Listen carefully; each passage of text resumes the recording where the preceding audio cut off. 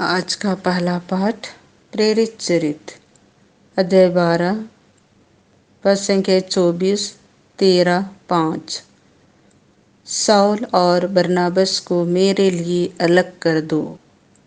ईश्वर का वचन बढ़ता और फैलता गया। बरनबास और शाऊल अपना सेवा कार्य पूरा कर यरूशलेम से लौटे और अपने साथ यूहन्ना को ले आए, जो मरकुस कहलाता था।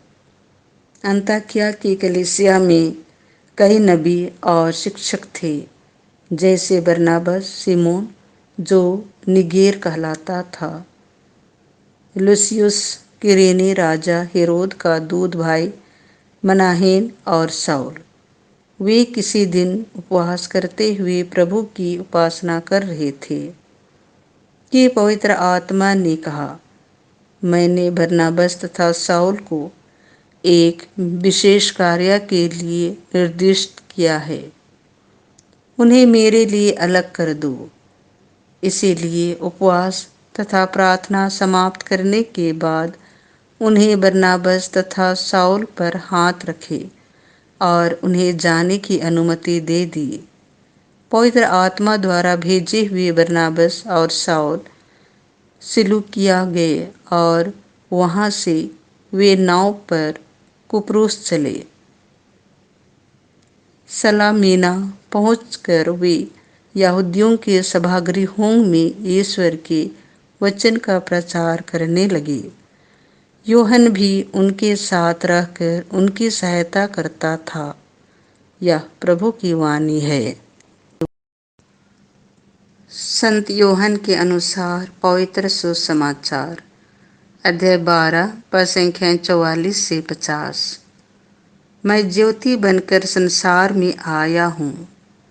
यीशु ने पुकार कर कहा, जो मुझ में विश्वास करता है वह मुझ में ही नहीं बल्कि जिसने मुझे भेजा है उसमें विश्वास करता है, और जो मुझे देखता है वह उसको देखता है जिसने मुझे भेजा है।